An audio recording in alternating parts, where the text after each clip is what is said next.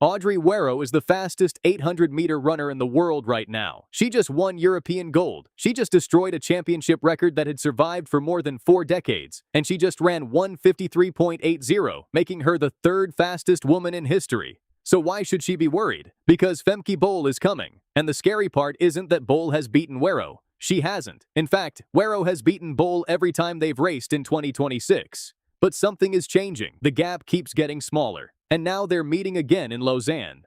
Werro enters this race as the obvious favorite, but her European Championship victory came with a warning sign. In the semi-final, she was leading comfortably with about 120 meters remaining when her foot caught the track and she went down. She got back up and finished, but only 16th. Her team appealed. She was reinstated. And one night later, she lined up against Olympic champion Keely Hodgkinson in the final. Werro didn't just survive, she dominated. She took control early, hit the bell in 56.45, and refused to give Hodgkinson the opening she needed. Werro crossed the line in 1:54.81, breaking the championship record. Hodgkinson ran 1:55.01 for silver, and Bol, bronze in 1:55.54. That result looked like another Werro victory. But if you look closer, Bol might actually be the biggest threat in the field, because Bol only moved to the 800 meters after walking away from the 400-meter hurdles. And remember what she had already accomplished. 2 world titles, an unbeaten Diamond League streak that reached 30 races, a world record indoors over 400 meters. Now she's trying to turn all that speed into an 800-meter weapon. And she's improving ridiculously fast. She ran 1:57.13 in Ostrava, then 1:57.41 in Hengelo, then 1:55.60 in Paris. And most recently, 1:55.54 in Birmingham. That's almost 2 seconds of improvement across just 4 outdoor races. That's why Lausanne is so interesting.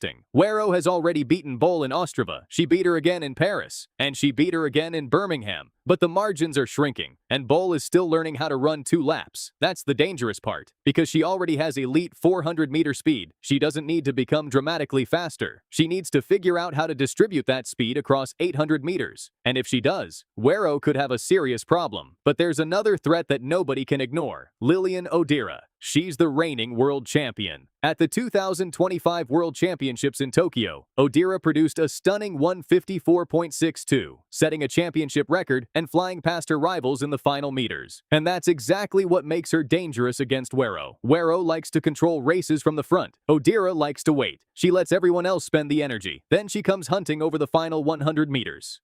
We've already seen what she can do in 2026. She beat Keely Hodgkinson in Eugene for her first Diamond League victory. And while her season best doesn't look close to Werro's 1:53.80, that number doesn't tell the whole story. Odira doesn't need to lead. She needs to be close. And then she needs one perfect final straight. So Lausanne isn't simply another Diamond League race. It's a test of whether Werro is actually untouchable. Because right now, she's sitting on the most dangerous combination imaginable: elite speed, confidence, and a target on her back. And Bol is getting closer. Odira is waiting, and somewhere in the background is a world record that has survived since 1983. Jarmila Kratochvílová's 1:53.28. Werro has already run 1:53.80. That's only 0.52 seconds away. She is now the 3rd fastest woman ever. And she owns 4 of the 5 fastest times in the world this season. So here's the controversial question: is Audrey Werro actually dominating women's 800 meters? Or are we watching the beginning of the race for her throne? Because if Femke Bol finally figures out the 800, and if Lilian Odira gets the timing right, that 1:53.28 world record might not be the only thing in danger. Audrey Werro's position at the top could be next.